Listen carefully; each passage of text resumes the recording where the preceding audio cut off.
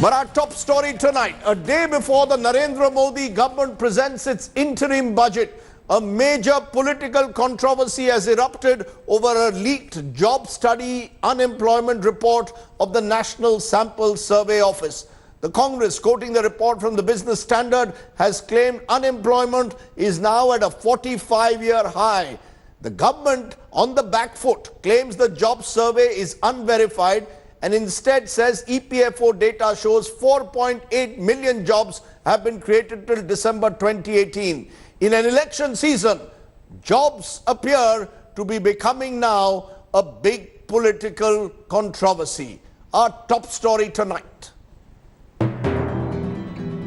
Just hours before the Narendra Modi government presents the interim budget, a huge controversy has erupted over jobs. The Congress has claimed, citing media reports about a study by the National Sample Survey Office, that unemployment is the highest in 45 years. The Congress says that unemployment rate in India has risen to 6.1% between 2017 and 2018. Rahul Gandhi himself led the charge, accusing the Modi government of mocking India's youth with its 2 crore jobs promise. The real problem in this country is jobs. And Modi ji makes fun of it by saying that, go and sort of fry pakoras and jobs are created in this fashion. I mean, this is really mocking at people. 2 members of the National Statistical Commission had resigned earlier after the government did not make the first NSSO job survey public. It was supposed to be released in December 2018. As per our own decision back in January 2018, then we had thought that we had decided that this report will be released in December, and we had approved it for release. Unfortunately, we have not seen the report yet in the website or anywhere. So that is one of the, you can say that. The crisis has given the Congress new ammunition to target the centre. The unemployment rate is at a high of about 6.1% or so, but that's because no jobs are created. But the government has been quick to hit back, dismissing the job crunch report as fake. Data तब होता है जब उसको सारा को processing कर ली जाए जी। अगर वो उसमें से कोई भी एक स्टेप बाकी है तो जाहिर तौर पर वो डाटा नहीं है। सरकार अच्छी चल रही है, बेरोजगारी कम हो रही है, रोजगार बढ़ रहे हैं। The government has been citing additions in the Employees Provident Fund rolls to claim 73.5 lakh new jobs have been created between September 2017 and October 2018. आपने अभी महामहिम राष्ट्रपति का भाषण सुना, कितने लोगों को ऋण मिला, कितने जॉब मिले, उन्होंने अपने मुंह से इस बात को बोला है। मैं इसके बाद भी मैं उसकी जानकारी लूंगा। हमारा मंत्रालय 20 से कम जहां पर यूनिट में काम करते हैं उनका रिकॉर्ड नहीं रखता है। Niti Aayog also clarified on the issue, claiming that the delay in the release of the report happened because it was incomplete. I want to state it very categorically that this data, this report that is being cited is not yet finalized, is a draft report, and the data that is being cited is not yet been finalized or approved by the government. So therefore, using this data, I think, is not the right thing to do. The highest rate at 6.1 when compared to 2011-12, where it was 2.2. And with this, the youth and the country demands, where are the jobs, while the government maintains a stoic silence. Milan Sharma for India Today. So clearly serious questions for the Modi government to raise, and anecdotal evidence also on the ground seems to suggest that not necessary to have an education to guarantee a job. Educated unemployed youth are growing in numbers, as the survey seems to point out. And our correspondent Indrajit Kundu from Kolkata brings you this story of a graduate student who's struggling to find a job that fits his education qualification. Take a look. The job situation in the country today is quite gloomy. And in that backdrop, the story of 24-year-old Shubham De, a student from West Bengal, possibly replicates the stories of many youngsters across this country. Shubham has to support a family of 6 members at the same time pursue his master's degree here in West Bengal. जितने भी नौकरियां मिल रहा है मुझे अभी तक वो सब सिक्योरिटी एजेंसी से या फिर कोई डिलीवरी बॉय का, तो उसमें से आपको कम से कम 6 से 7 हज़ार तक मिलता है और उसके बाद कुछ नहीं। अब 7 हज़ार सैलरी में आज के दिन में क्या हो जाता है, कुछ ट्यूशन्स प्रोवाइड करता हूँ जो कि मैं घर घर जाके पढ़ाता हूँ। Shubham's case clearly shows that contrary to the popular belief, having a master's degree is no guarantee to getting a decent job.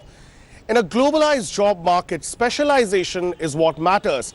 But despite having such specialization, there are several youngsters who are still looking out for jobs and finding it difficult to secure one. I'm Ritushri Sengupta, and I'm working as a PhD scholar in the Department of English, Vishwabharati, which is in Shantiniketan, as we all know.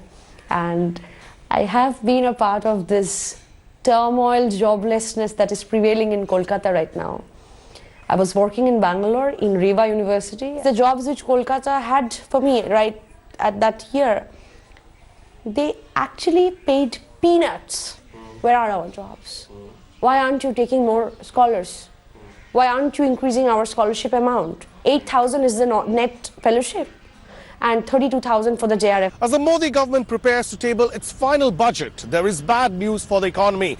According to a latest survey by the Center for Monitoring Indian Economy, more than 1 crore Indians have lost their job in 2018, even as unemployment rate stands at an all-time high. Clearly, for those entering the job market now in India, these are rough times coming ahead. With camera person Probir Biswas Indrajit for India Today in Kolkata. Let's raise the big questions tonight. Is the Narendra Modi government hiding the post-demo jobs report? Have the Modi government's big-ticket job schemes failed? Was that 2 crore jobs a year promised simply a Jumla? How can the government plan job creation without proper studies? Is the job survey flawed as the Modi government claims? Just some of the questions we'll raise. In the studio, I have my colleagues Neha Punjan, Shweta Punjan, Rajdeep Dubey joining me. Also joining me, Narendra Taneja, spokesperson BJP, Sanjay Jha, spokesperson of the Congress party. And I want to come to you, Narendra Taneja, today first, because can the government at least end this mood of denial? If you are saying the NSSO data is unverified, it is flawed, then give us the real data. What is it that the government is hiding? This survey was ready in the first week of December. We are now at the end of January. Why is the government not putting this job data in front of the public?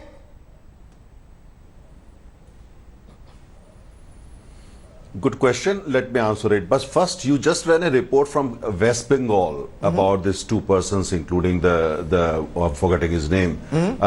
Why did you go to Mamata Banerjee and ask this question? What is she doing to create jobs? Why is not letting the investment come into West Bengal? Why didn't you go to her?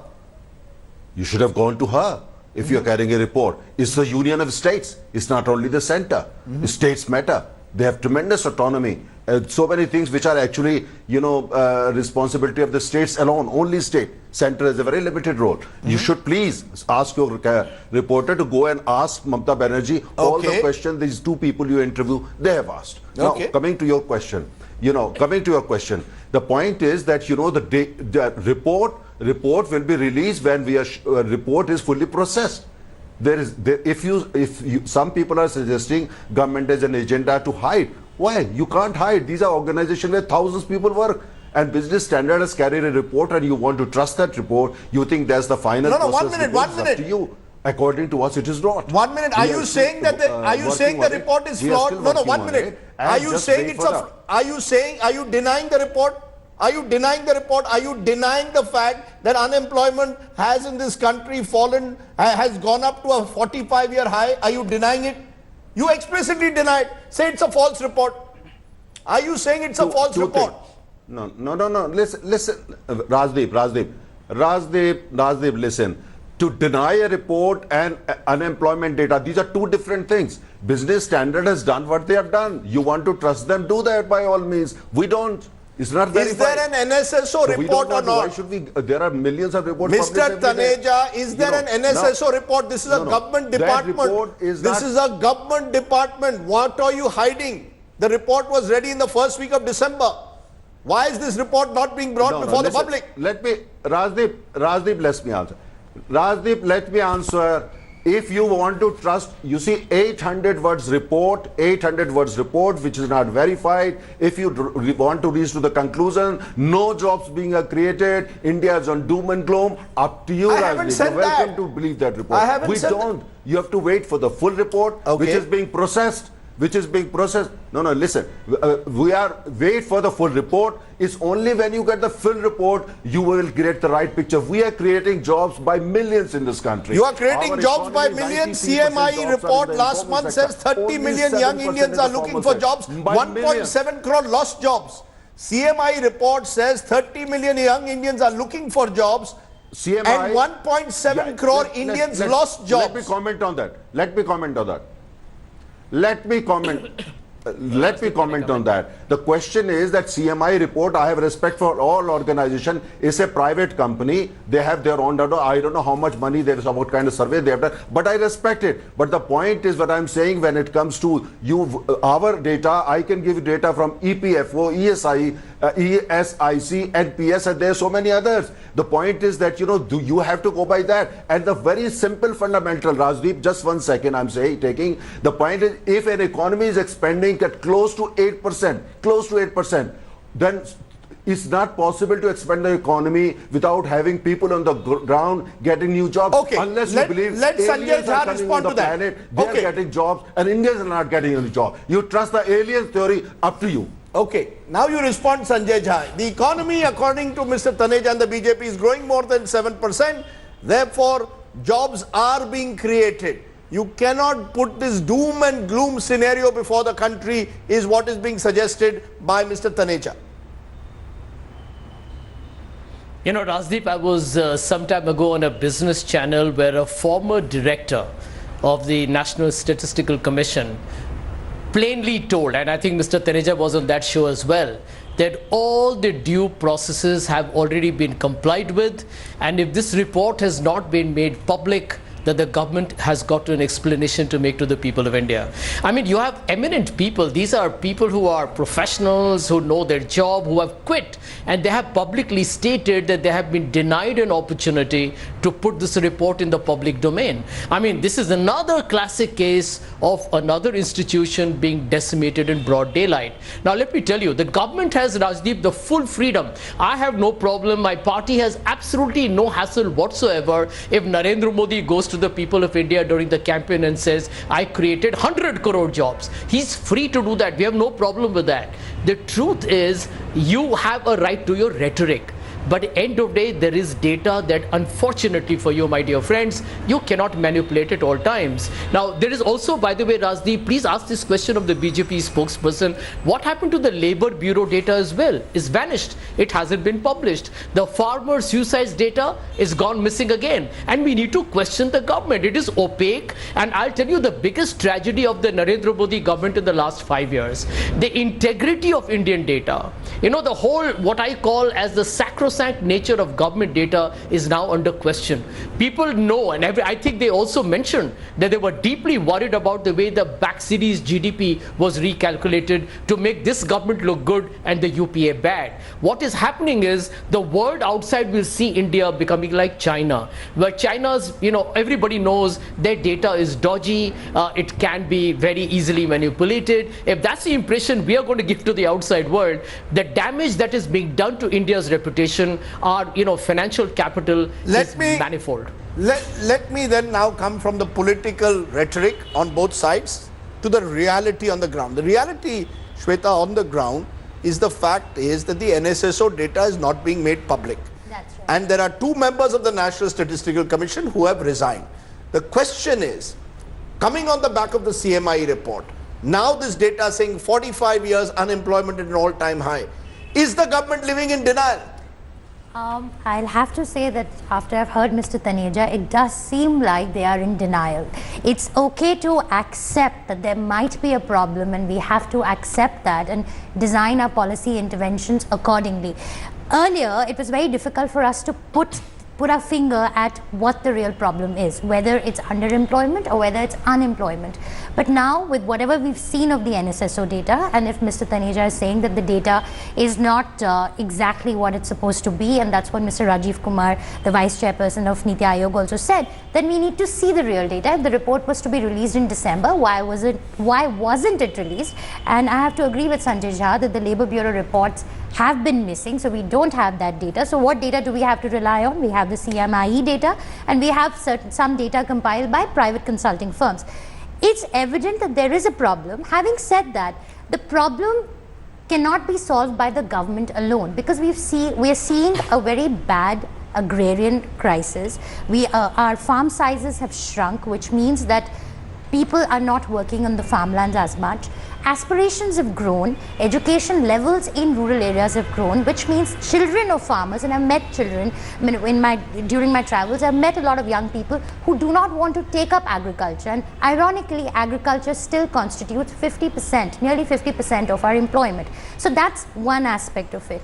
Then we have a private sector that's not expanded or invested much in the last 4 to 5 years. So taking all these factors into account, where can the government come in? The government can come in by cutting down the regulatory cholesterol, by reducing the number of permissions that businesses need, by creating an enabling ecosystem. You know, looking at some of the data based on what Shweta is just saying, according to the NSSO report, joblessness for rural male youth age 15 to 29 went from 5% in 2011-12 to 17.4% in 2017-18. For rural women in the same age group, joblessness went from 4.8% in 2011-12 to 13.6% in 2017-18. For educated rural women, the unemployment range ranged from 9.7% now to 15.2% and has come to 17.3% over 12 years between 2004-5.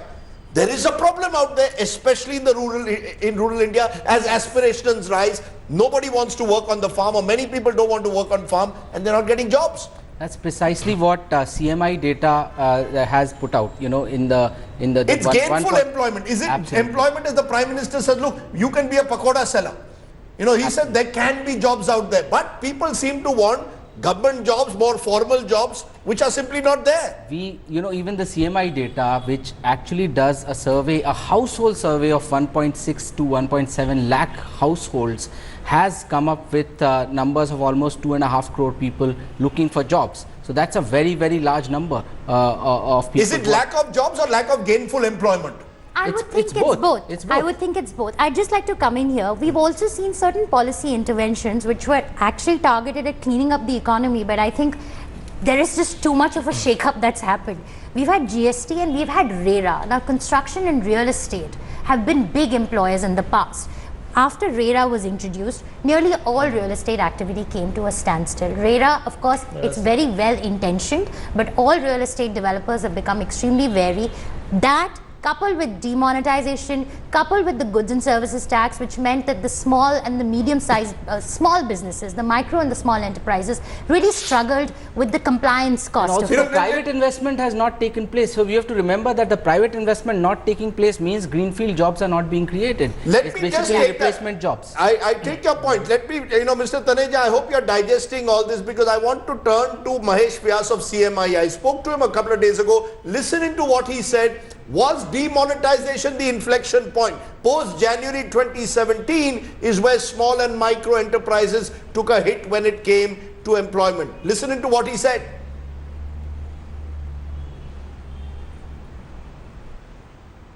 Let's go straight across now to Mahesh Vyas of CMI to give us his sense of it.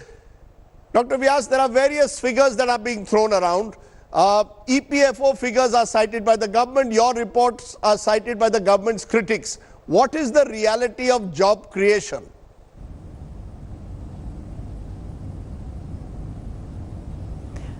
Well, the best way you can find out about jobs is to do a household survey. So if you do an enterprise survey, you will get limited information. If you get this information from payrolls database or what the EPFO is used in that place in India, you'll get an even more limited estimate of what the jobs are. Mind you, everybody does not have an EPFO account. So a very small proportion of the Indian economy is being tapped when you look at the EPFO numbers. Also, there are other limitations with EPFO, that these are actually a better estimation of the formalization of jobs and not necessarily the creation of jobs. It's well established that the best way of estimating jobs in a... Go ahead.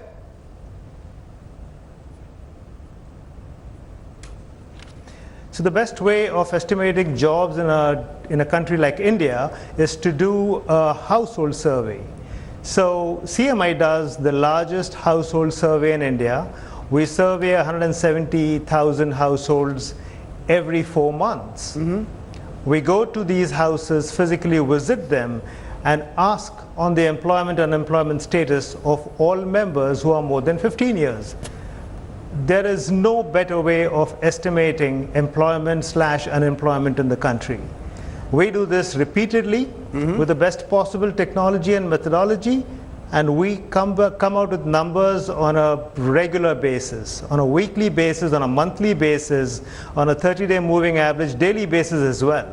This massive survey tells us that 1.1 crore jobs were lost in the calendar year 2018. Preliminary results, but the final results, which will come out in a week or two, are unlikely to show something very different from what I'm talking about.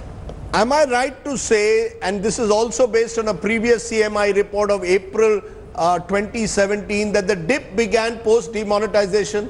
Is this the big picture, in a sense, that your report seemed to suggest, that post-demonetization of November 2016, that's when the dip started in jobs, especially in the informal sector, in small and micro enterprises? Absolutely. The dip began after demonetization. We began our survey from January 2016.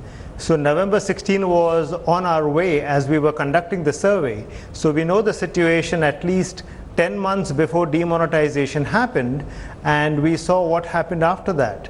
So there was a gradual, very gradual increase in employment between January and October 2016. Okay, so therefore it's very clear. Post-demonetization, why not today end this mood of denial, Mr. Taneja? Post-December 2016, job creation was hit. There have been job losses.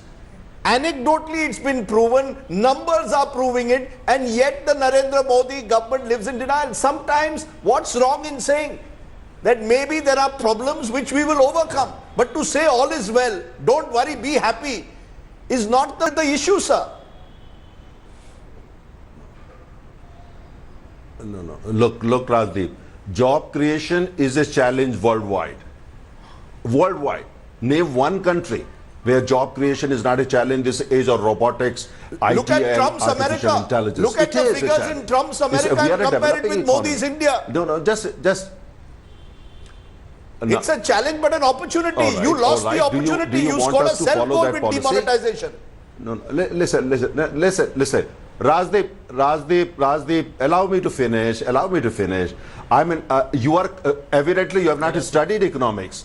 No, I you did, should not be unfortunately. comparing an emerging economy with a developed economy like the US. You say, no, well, very good. Then you see, US is a $20 trillion developed economy. We are an emerging economy, $2.8 trillion economy, but we are an emerging economy, and our population is 1.3 billion. It's a completely, so don't compare apple with oranges. But you it does pitched, work. sir, I Compare agree, India but with you other pitched the emerging expectation economies. so No, high. as I said, that The there problem is a is you job pitched the listen, expectation so high. You told the world we will add 2 crore jobs every year. That's the problem. Rajdeep, You've tried Startup Rajdeep, India, Stand Up India. You my dear, brought just all these give schemes me in. 30 They've seconds. not Give worked. me 40% funds of Mudra lying idle. Skill India, low conversion to jobs. Startup India, only 72 startups were sanctioned funds up to September 15, 2017. These are some of the numbers. You don't believe in answers. Okay, go ahead. Rajdeep, no, you don't believe in taking answers. My but apologies please for give me long 30 question. seconds. You know, that would be only 50% of the time you spent asking the question.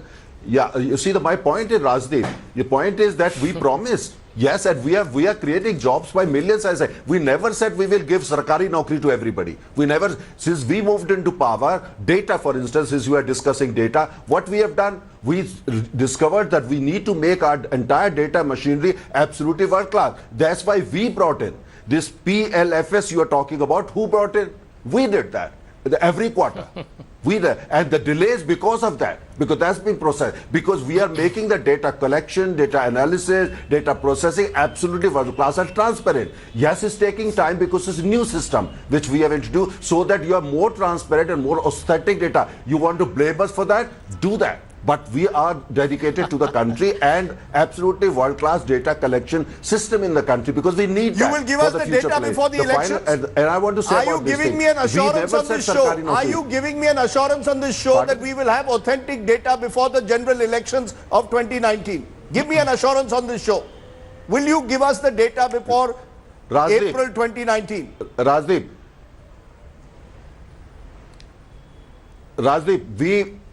let me share with you one thing. We have nothing to hide.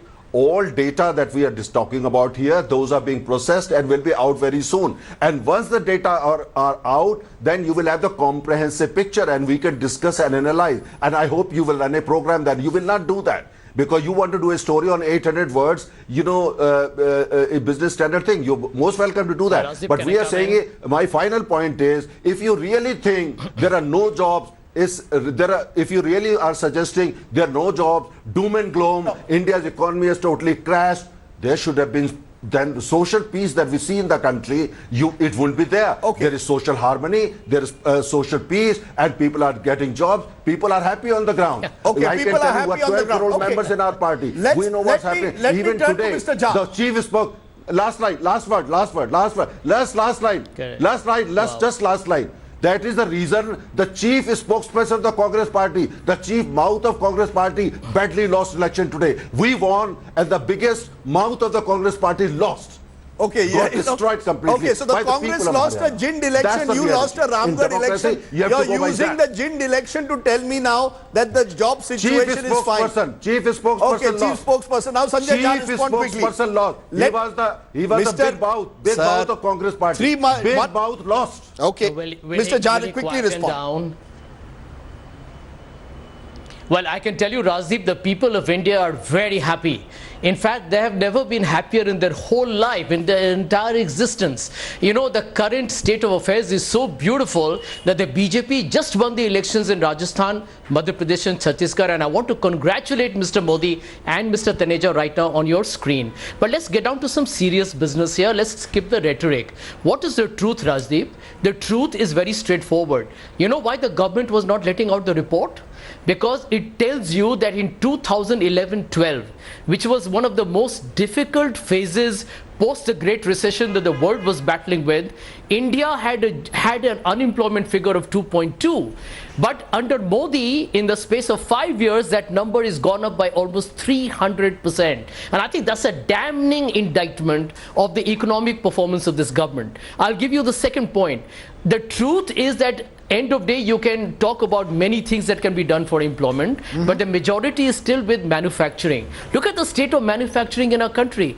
You have today the highest stalled projects at 20 lakh crores, new investment proposals at a 14-year low, and you can see the state of affairs that despite lowering of bank rates, the private sector is not investing. So the reality of India is that this government gets a monumental F grade for the way they have run the economy. I can tell you this with confidence. If the oil prices had not touched a low, India would have been today gone bottom up. We would have collapsed as an economy. This government has survived on what I call as the benediction of God. But now even the oil prices are firming up and ultimately the chickens come home to roost.